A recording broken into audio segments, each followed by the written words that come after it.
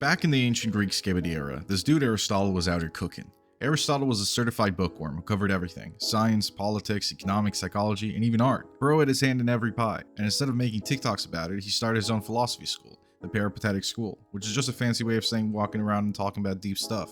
At 18, Aristotle joined Plato's Academy, which was basically the Harvard of its time, but with more sandals and less business majors. He stayed there for 19 years until Plato died, and then landed a cushy tutoring job by King Philip II of Macedon, or his son, Alexander the Great. Yeah, that Alexander the Great. Imagine being so good at philosophy that you get hired as a royal babysitter for a future world conqueror. Aristotle also created the Lyceum, a key institution for teaching philosophy, science, and many other subjects, and a library, which is one of the earliest examples of scholarly archive. He was basically running his own intellectual Wikipedia before the internet, and that's pretty impressive. As always, Aristotle has a lot of rizz and contributed greatly to many fields of study aside from philosophy. We're going to dive into Aristotle in the following ways. We'll start off with his logic, continue on to his ethics, head our way around metaphysics lane, and finally conclude with his political philosophy. Timestamps below for each section. Enjoy. It's philosophy time. Come on right in to a place where learning isn't a thing. Turn your phone on and get ready to vibe. Aristotle is often called the father of logic because he was the first to systematically study how arguments work. He wanted to figure out how to think correctly and avoid dumb conclusions. The guy was out here inventing reasoning only for Twitter to be invented and undo all his hard work. The first key component is Aristotle's most famous logical principle, the law of non-contradiction, which states a thing cannot both be and not be at the same time in the same way. Basically, something can't be true and false simultaneously. A cat can't be both alive and dead at the same time, unless you're Schrodinger, but let's not get into quantum physics. The law is foundational to all of logical thinking, because without it, everything collapses into nonsense. If contradictions were allowed, you wouldn't be able to distinguish between what is true and what is false, and that would lead to chaos both in thought and action. Aristotle wasn't just about sitting around thinking about abstract principles all day. He believed in actually looking at the world, gathering evidence, and then making conclusions based on those patterns he saw. This is called inductive reasoning, and it's basically how every conspiracy theory starts. How inductive reasoning works is you take a specific example and then use them to make a general rule. Example: dog 1 is friendly, dog 2 is friendly, dog 3 is friendly. Conclusion: all dogs must be friendly. Until you meet a chihuahua and realize you've been living a lie. Induction can take two forms. Perfect induction is when you examine every possible case before making a conclusion. Example: if you somehow manage to check every single dog on earth and find that they're all friendly, then yes, you can say all dogs are friendly. But given the fact that no one really has time for perfect induction, we gotta settle for imperfect induction. This is when you generalize based on a sample, hoping it represents the whole. Example: you meet 3 nice dogs and assume all dogs are nice, until you run into a pit bull named Muffin and realize your method was flawed.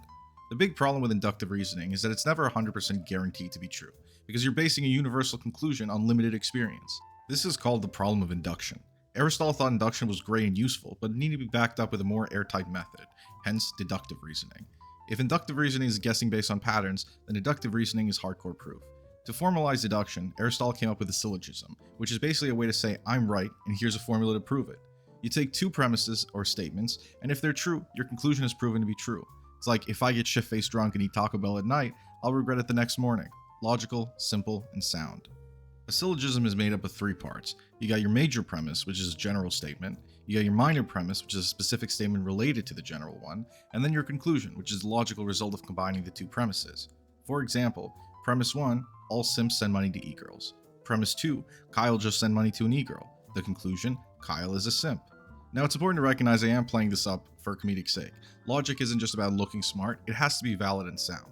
But here's the tricky part. For an argument to be valid, the conclusion has to logically flow from the premises. For an argument to be sound, the premises must actually be true. You can have a valid syllogism that isn't sound, and they look something like this. Premise 1, all dogs can fly. Premise 2, Max is a dog. Conclusion, Max can fly. It's logically structured, but obviously garbage in and garbage out, because the premises aren't sound. When the premises are actually true, like all men are mortal, the logic is sound. If your syllogism isn't sound, meaning your premises are like the earth is flat, then your whole argument gets busted.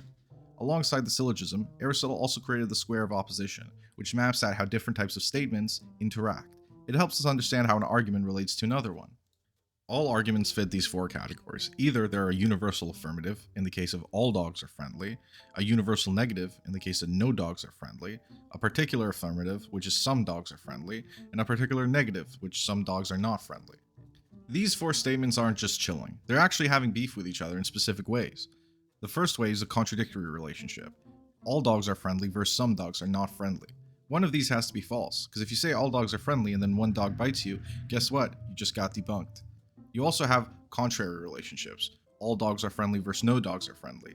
These statements can both be true, but they can both be false, meaning the truth is probably somewhere in between. You also got your subcontrary relationships, which are some dogs are friendly versus some dogs are not friendly. These can both be true at the same time. It's like when you ask two people about the same bar, one says it's a great place, the other says they got punched there. Both statements are valid.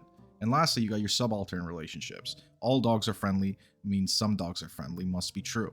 But if some dogs are friendly is true, that doesn't mean all dogs are friendly is true.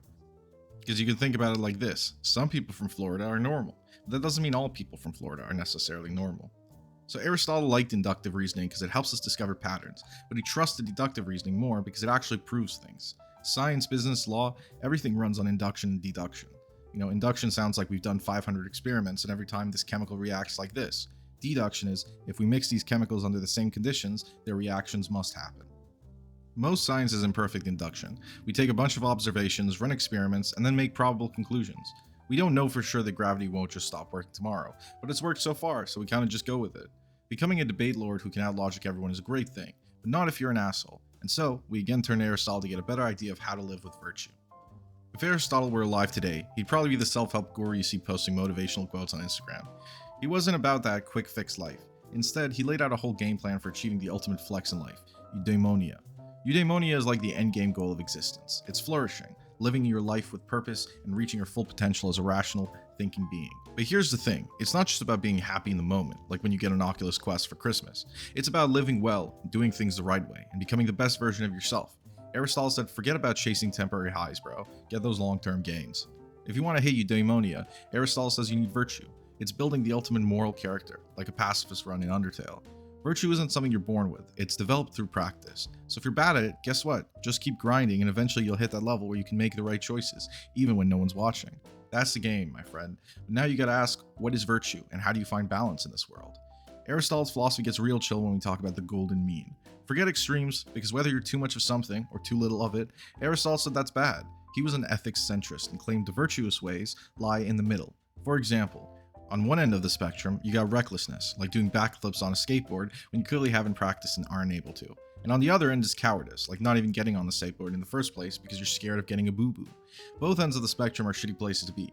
Not the middle though. The middle of these two and what will give your life the most balance is courage. So don't go full send all the time, but also don't be scared of the dangerous thrill of life. Aristotle's basically saying find your sweet spot and try to stay there. Regarding virtue, Aristotle had two major categories, moral virtues, which we just discussed, and intellectual virtues. It's like the duo combo in your favorite buddy cop movie. Moral virtues are traits like courage, temperance, and generosity, basically being a good person and doing good stuff consistently. Not because it's trending on TikTok or because your friend is filming it for clout. You gotta practice these virtues until it feels like second nature, so get those karma points, king. Intellectual virtues, on the other hand, are your brain muscles, like wisdom and understanding, and even practical reasoning, aka phronesis. You build these by learning and gaining experience, like studying for life's pop quizzes. Imagine this, you're driving down a life road with a bunch of confusing exits. Practical wisdom, phronesis, is your GPS. It helps you figure out the best route to take when you're stuck in a tough situation. It's all about knowing the right time to pull the trigger on a decision. So if you're deciding whether to give up your charger to your buddy, practical wisdom helps you figure out if they really need it or you're just playing you. Aristotle said life's a maze, but phronesis is a cheat code to navigate it like a pro. Aristotle wasn't playing when it came to virtue, particularly when it comes to responsibility. He says that virtuous actions need to be voluntary, so if you're just acting because someone told you to, you're not really owning your life, you're just following orders. If Aristotle were alive today, he would say that if you're doing the right thing just because you have to, you're not a virtuous hero, you're just a guy stuck in a side quest. The big takeaway is to take responsibility for your actions, and if you choose to do something, make sure you're doing it because you genuinely want to, and not just because the world expects it from you. Backtracking a bit, the golden mean isn't just some abstract idea. It's a real-world tool telling you to take it easy on the extremes. Anger, don't go full rage monster, but also don't be totally chill when someone steps on your new kicks. Aim for patience and good temper. Confidence, courage is a move. Don't go from overconfident where you're bragging about your Minecraft speedrun time to underconfident thinking you can't even walk through a door without messing up. The golden mean isn't about being perfect. It's about finding the balance where life makes sense, and you can actually enjoy your human existence without burning out. Aristotle's ethics are all about building character, not just following rules or chasing instant results. He's telling you to be the best version of yourself. And that takes time, practice, and a whole lot of practical wisdom. So next time you're making a tough choice, just ask, what would Aristotle do? The word metaphysics comes from Aristotle's book, Ta Metaphysica, which literally means after the things of nature, or the stuff after the physics stuff. Very creative. Back then, physics meant everything we can see, and metaphysics was everything else, like being, existence, first causes, and other things you pretend to understand in a philosophy class to impress the hot chick. Essentially, metaphysics is Aristotle trying to figure out what the heck reality even is. Why does stuff exist? What's the deal with being? Questions you asked after you zooted off the Pendulum. So let's break down his big ideas in a way that makes sense.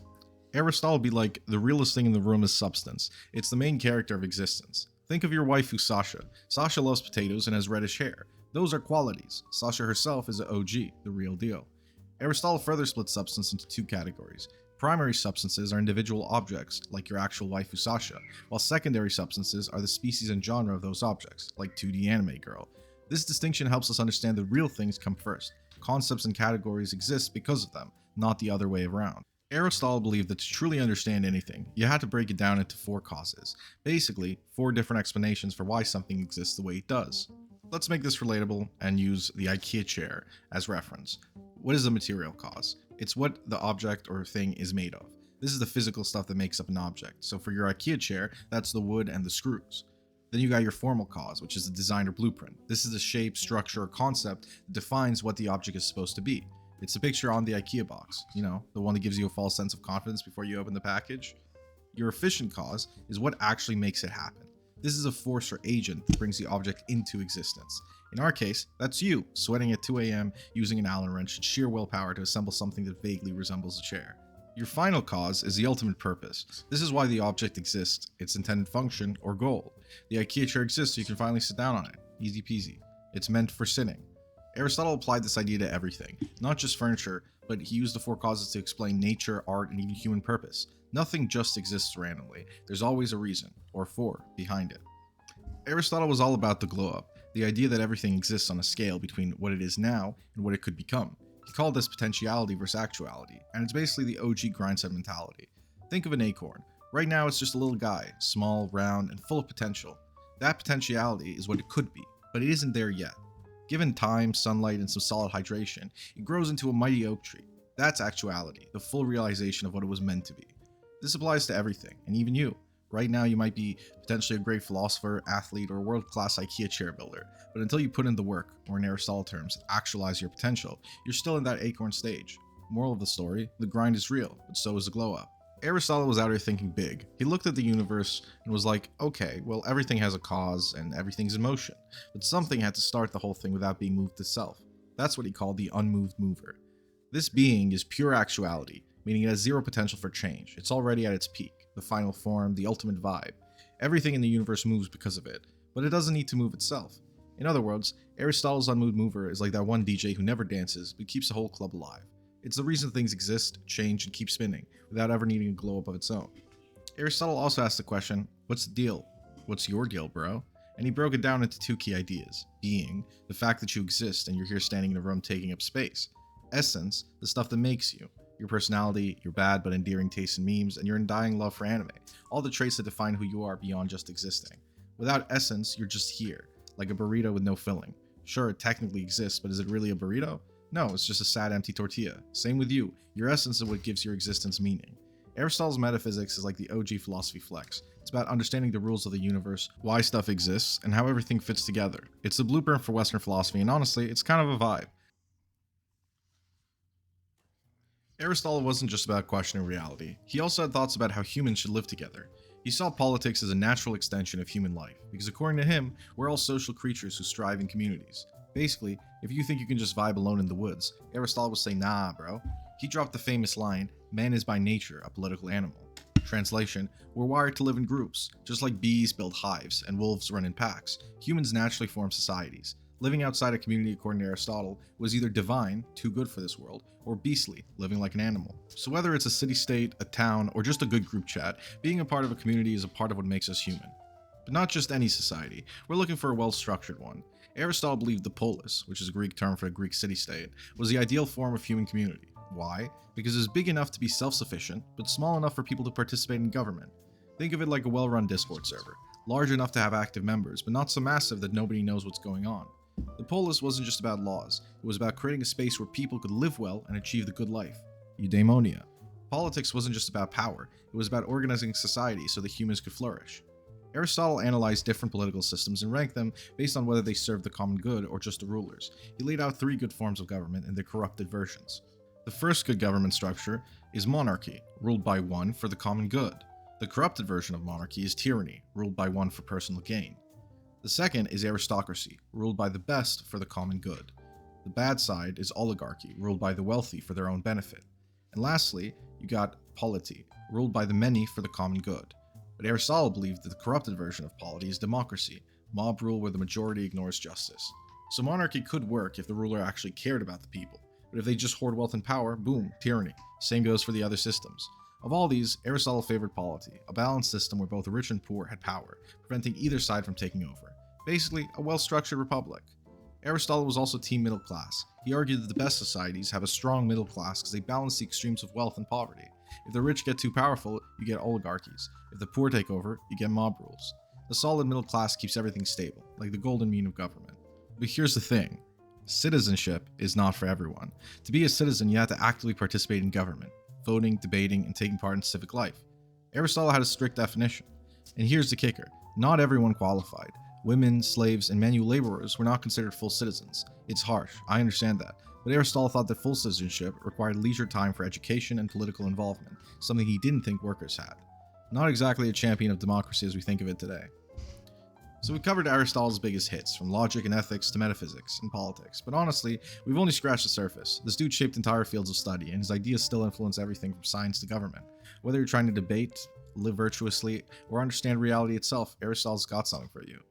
Now here's the takeaway. Aristotle wasn't just about memorizing big brain concepts. He wanted people to actually think critically and ask questions and strive for wisdom. So don't stop here. Dive deeper, challenge ideas, and keep the philosophical grind going.